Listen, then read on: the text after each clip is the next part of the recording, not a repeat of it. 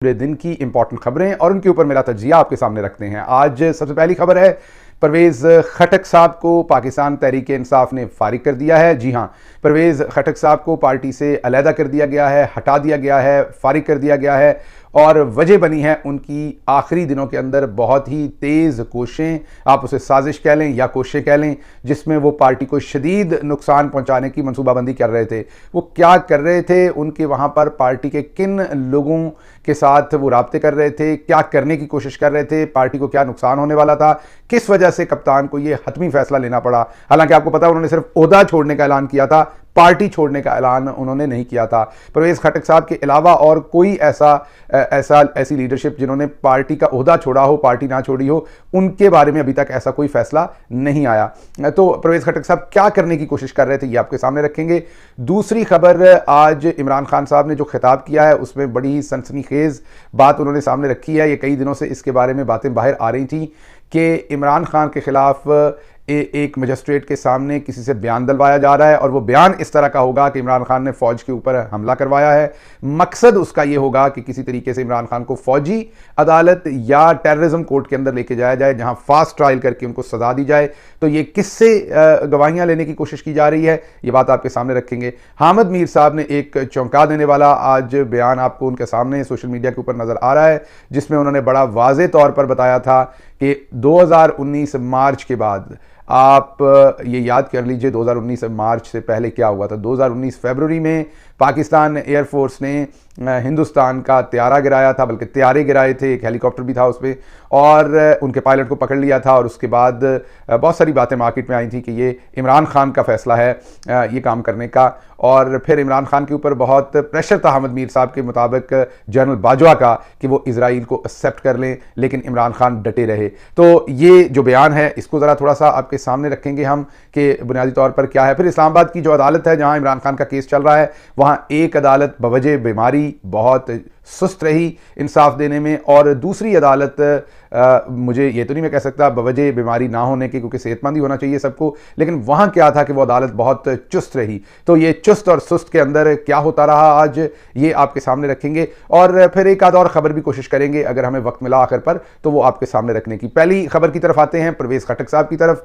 आपको पता है कि परवेज़ खटक जो हैं, सबसे पहले तो मैं बैकग्राउंड आपको दे दूं कि परवेज़ खटक जो है वो आपको पता है एक बड़े ट्रेडिशनल सियासतदान थे पाकिस्तान तहरीक इंसाफ के अंदर। उनको पहले चीफ मिनिस्टर भी बनाया गया, और जब वो चीफ मिनिस्टर थे तो पाकिस्तान तहरीक इंसाफ के बहुत सारे लोगों को उनके साथ तब इश्यूज़ होते थे, लेकिन बहरहाल उसके बावजूद सूबे ने बेहतर परफॉर्म किया। उनके चीफ सेक्रेटरी जो थे सूबे के, वो आज़म खान थे, जो बाद में प्रिंसिपल सेक्रेटरी बने, जिनको आजकल उठाया हुआ है, गायब किया हुआ है, अगवा किया हुआ है, क्योंकि वो इमरान खान के करीब तरीन काम करने वाले ब्यूरोक्रेट थे। अच्छा, परवेज़ खटक साहब पे वापस आते हैं। तो परवेज़ खटक साहब जो हैं, उन्होंने पार्टी से अलहदगी का ऐलान तो नहीं किया था, कहा था मैं पार्टी का हिस्सा हूं, लेकिन मैं पार्टी का ओहदा छोड़ रहा हूं, ये पहला काम उन्होंने किया।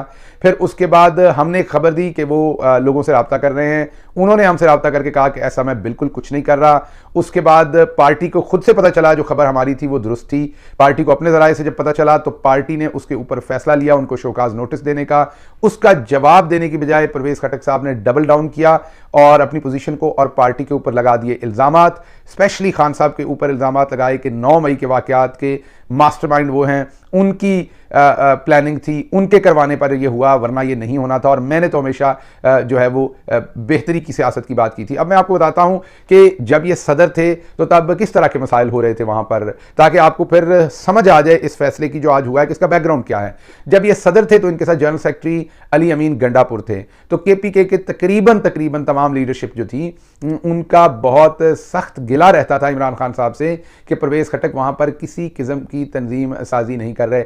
माजरत, तंजीम साजी हमारे फैसलाबाद के एक अजीम सपूत ने इस लफ्ज़ को जो मानी पहना दिए हैं वो और हैं। आपको पता है उस अजीम सपूत ने जो रात दिन मेहनत की, खून पसीना बहाया और सियासत के मैदान में झंडे गाड़े, तंजीम साजी के मैदान में झंडे गाड़े, और उन्होंने एक नए मानी प्रोवाइड कर दिए इस सारी बात को। तो मैं उन मानी की बात नहीं कर रहा, वो तंजीम साजी की बात नहीं कर रहा, मैं जो वर्कर्स की तंजीम साजी होती है उसकी बात कर रहा हूँ। तो इन्होंने किसी किस्म की तंजीम साजी या पार्टी की जो हायरार्की और रैंक एंड फाइल था उसके अंदर इन्होंने बहुत बेहतर फैसले नहीं किए थे। और पूरी पार्टी अक्सर इमरान खान साहब से इस चीज़ की कंप्लेन करती थी कि परवेज़ खटक साहब का मुद्दा है क्या, ये क्यों पार्टी को केपीके के अंदर मजबूत नहीं करना चाहते, नीचे तक पार्टी की जो है वो क्यों नहीं लेके जाना चाहते जो उसकी तंजीम है। उसके साथ साथ जो केपीके के अंदर यूथ थी उनकी जो हायरार्की थी, यूथ जो हमारी एक कैडर होता है पार्टी का अलग से जिसमें यूथ के तमाम लोगों के ओहदे होते हैं, यूथ विंग हम उसे कहते हैं, यूथ विंग के साथ भी इनके प्रॉब्लम्स जो थे वो बड़े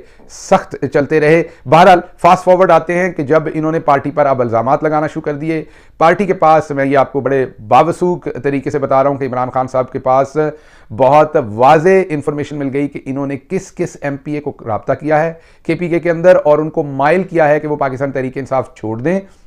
परवेज़ खटक साहब ने उन एमपीएस को ये बताया कि पाकिस्तान तहरीक इंसाफ का कोई फ्यूचर नहीं है, इनको छोड़ दें और हम एक नई पार्टी बनाते हैं। ये जो उनकी तहरीक थी या ये उनका जो स्टांस था लोगों को मिलने का और उन्हें पाकिस्तान तहरीक इंसाफ से बज़न करने का, ये दिन ब दिन बढ़ता जा रहा था और उस वजह से फिर कप्तान को ये हतमी फैसला लेना पड़ा, क्योंकि अभी अगर ये फैसला ना लिया जाता, चंद दिन और गुजार लिए जाते, तो शायद वहां पर लोकल लेवल के ऊपर एक पाकिस्तान तहरीक इंसाफ के नाम से मिलती जुलती पार्टी परवेज़ खटक साहब रजिस्टर्ड कराने की कोशिश करते, फॉरवर्ड ब्लॉक बनाकर सामने आने की कोशिश करते विद दिस प्रिटेक्स्ट कि वो पार्टी के बुनियादी रुकन अभी तक हैं और इसलिए वो पार्टी के अंदर एक फॉरवर्ड ब्लॉक बनाकर एक अलग से अपना धड़ा बनाने की कोशिश करते और उस धड़े को फिर शायद बाद में रजिस्टर करवाते इसी तहरीक के नाम से, तहरीक इंसाफ के। तो इस तरह की चीज़ें कुछ रिपोर्टेडली सामने आ रही थी, जिसके ऊपर फिर आज ये हतमी फैसला जो है वो कर लिया गया। अब दूसरी खबर की तरफ आते हैं आपके सामने, जो इमरान खान साहब ने बताई, जो लोग उनके इस टाइम अगवा किए हुए हैं उनमें आपको पता है बहुत सारे लोग हैं और 9 मई के जो लोग हैं, खतीजा शाह और 4-5 लोगों ने रिलीफ के लिए लाहौर हाई कोर्ट रिजू किया था। आज हम आपको सुबह के वीलॉग में बता चुके हैं कि वो केस हार गए वहां पर, लाहौर हाई कोर्ट ने उन्हें रिलीफ अभी नहीं दिया कोई ऐसा, उनको अब ट्रायल फेस करना पड़ेगा। उन तमाम लोगों को अब ये बताया जा रहा है, उनमें से जिन लोगों को इस्तेमाल करना है कि आप 164 जो मजिस्ट्रेट के सामने जाके इकबाली बयान देना होता है आप वो दें, उसमें आप गवाही दें कि आपको इमरान खान ने वहां भेजा था, आपने वहां से फौजी राज चोरी करने थे, जो डॉक्यूमेंट पड़े हुए थे उनको आग लगानी थी और आपने फौज पर हमला आवर होना था। अब इस बयान से उनको कहा जा रहा है कि आपकी सजा कम कर दी जाएगी, आपको जल्दी छोड़ दिया जाएगा, लेकिन इससे हासिल क्या करना है, टेररिज्म की कोर्ट में या मिलिट्री कोर्ट में इमरान खान को फिर ट्राई करने में आसानी हो जाएगी, क्योंकि नवाज शरीफ और मरियम सफदर की ये जिद है कि हर सूरत उनको मिलिट्री कोर्ट में ट्राई किया जाए। उसकी वजह यह है कि इमरान खान के खिलाफ अभी तक कोई सबूत नहीं है, इमरान खान के खिलाफ ना करप्शन का सबूत है ना कोई और सबूत है, तो सिविल कोर्ट में तो उन्हें कोई सजा हो नहीं सकनी, तो मिलिट्री कोर्ट में क्योंकि वहां पर फिर ना मीडिया की एक्सेस होगी, ना वहां पर वकला की उस तरह की ज्यादा एक्सेस होगी, तो ना ही आम पब्लिक की होगी, तो वहां जिस तरह का फैसला होगा वो कर लिया जाएगा। तो ये एक नई जो साजिश है ये बुनी जा रही है और इसके साथ साथ आपको पता है कि इमरान खान के ऊपर ओवरऑल प्रेशर है कि वो किस तरह से एनआरओ मांग लें और पाकिस्तान से चले जाएं, तो बात सारी खत्म कर दी जाएगी। दूसरी तरफ मुनीब फारूक का एक बयान दोबारा आया है, पहले भी बहुत दफा ये बयान आया है और वो बयान ये है कि अब इमरान खान का और मौजूदा आर्मी चीफ का ज़ाती दुश्मनी है। उन्होंने आज काशिफ अब्बासी के शो में ये कहा है कि ये असल में ये कोई और बात नहीं है, ये इन दोनों की ज़ाती दुश्मनी है। तो ये बड़ा ही ख़तरनाक स्टेटमेंट है, मेरे ख्याल में ये भी इंतशार फैलाने का एक तरीका है। क्यों ज़ाती दुश्मनी होगी, ये मेरी समझ से बाहर है। अगर कोई डिफरेंस ऑफ ओपिनियन या कोई प्रॉब्लम है भी तो वो तो हुकूमती ऑपरेशनल सिचुएशन में होती है, एक प्राइम मिनिस्टर होता है, डिफरेंट इदारों के लोग हेड होते हैं, उनकी राय फ़र्क हो सकती है, उनकी अपॉइंटमेंट की प्लेस फ़र्क हो सकती है और वो एक ऑपरेशनल डिफरेंस ऑफ ओपिनियन होता है, वो एक मैनेजरियल या ऑर्गेनाइजेशनल डिफरेंस ऑफ ओपिनियन होता है, वो पर्सनल इनमोसिटी तो नहीं होती। तो ये मुनीब फारूक जैसे जो दोस्त हैं ये क्या फैलाना चाह रहे हैं इस तरह की खबरों से, मेरे ख्याल में तो इंतशार फैलाना चाह रहे हैं। इसकी एक तरदीद आनी चाहिए बड़ी सख्त किस्म की, मेरे ख्याल में तो, मेरी जाती राय में, क्योंकि इस तरह का पेंट करने से ना सिर्फ ये पाकिस्तान की फौज को नुकसान दे रहे हैं, ये आर्मी चीफ को भी नुकसान दे रहे हैं इस तरह के गैर जिम्मेदाराना बयान देकर। दूसरी बात हम आपके सामने जो रखेंगे वो इस्लामाबाद से जो जस्टिस आमिर फारूक हैं, हाई कोर्ट के चीफ जस्टिस हैं, वो बीमार रहे हैं और उस वजह से आज उन्होंने इमरान खान साहब का केस सुनना था, वो नहीं सुन सके। मेरी इत्तला यह है कि शायद वो कल भी बीमारी रहें और कल भी शायद वो केस ना सुन सकें सकें। और दूसरी तरफ जो जज दिलावर हैं, जिन्होंने पहले भी बगैर कुछ सुने बहुत जल्दबाजी करते हुए, शायद उनको क्लैरिटी, ऑफ कोर्स वो जज हैं, उनका एहतराम है, उन्होंने जाहिर बात है कुछ देख के ही वो कर रहे होंगे, लेकिन उस मुकदमे में तो ऐसा कुछ नहीं है जो वो कर रहे हैं, उसकी तो हमें समझ नहीं आ रही।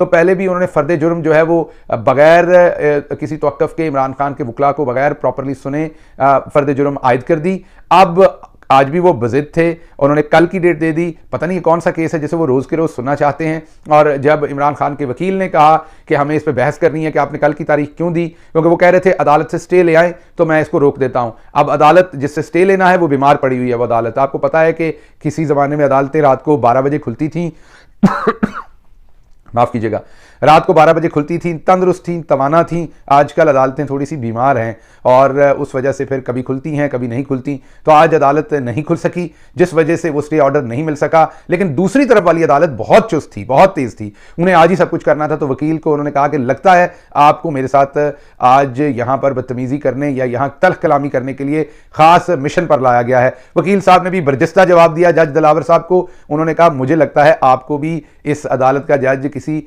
मकसद के तहत बनाया गया है, जितनी तेज़ी में आप हैं। तो ये एक सिचुएशन है जो तोशाखाना केस से है, जिसको पहले अदालत ने ख़त्म कर दिया, अब दोबारा चला रही है। ये एक नया शोशा आ गया है। ऑफ कोर्स उसके बाद जो अगली मैं आपके सामने बात रखना चाहता हूँ, आखिरी बात है, वो सिर्फ ये है कि पूरा प्रेशर आपने देख लिया, ये तमाम चीज़ें आपने देख ली जो इस टाइम इमरान खान साहब ने आपके सामने रखी हैं। इमरान खान साहब ने आपके सामने एक और बड़ी इंपॉर्टेंट चीज़ रखी है जो लॉ एंड ऑर्डर के बारे में है, जो बुनियादी तौर पर उन्होंने रखी है कि जब वो वज़ीर आज़म थे तो उन्होंने कितनी दिलचस्पी ली थी कि पाकिस्तान में टेररिज्म ना हो, कितने उन्होंने डिफरेंट स्टेक होल्डर्स को इसमें इन्वॉल्व किया था और उसका उन्हें फ़ायदा हुआ था, पाकिस्तान को फ़ायदा हुआ था। पाकिस्तान के अंदर उस तरह की दहशतगर्दी नहीं हुई थी। उन्होंने अफ़गानिस्तान के मामलात हों या पाकिस्तान के बॉर्डर के एरियाज़ के मामलात हों, उनको तमाम चीज़ों को उन्होंने बहुत बेहतर तरीके से हैंडल किया था, क्योंकि उन्होंने उस पर तवज्जो दी थी। मौजूदा हुकूमत की क्योंकि पूरी तवज्जो मकसूद चपरासी वाले केसों में से निकलना था और अपने आप को छुड़वाना था, इमरान खान और उसकी पार्टी को तबाह करना था, उनके ऊपर केसेस बनाना था, जुल्म करना था, औरतों बच्चों को गिरफ्तार करना था। इस तवज्जो में उन्होंने बिल्कुल कोई तवज्जो नहीं दी। और आज जो पारा चनार में हो रहा है, आज जो मुल्क के दूसरे हिस्सों में हमारी अफवाज के जवान शहादतें दे रहे हैं, जिस पर हमें दिली दुख है, वो सब कुछ दोबारा शुरू हो गया है, क्योंकि किसी किस्म की कोई तवज्जो अमन के ऊपर और पाकिस्तान के लार्जर पर्सपेक्टिव के ऊपर नहीं दी गई। सिर्फ इमरान खान को हर तरह से गलत साबित करना है, और अगर किसी तरह से गलत ना साबित हो तो उसे इजरायली एजेंट बना देना है। अपना और अपने इर्द गिर्द के लोगों का ख्याल रखिए। अल्लाह आपका हामी और नासिर हो। पाकिस्तान जिंदाबाद।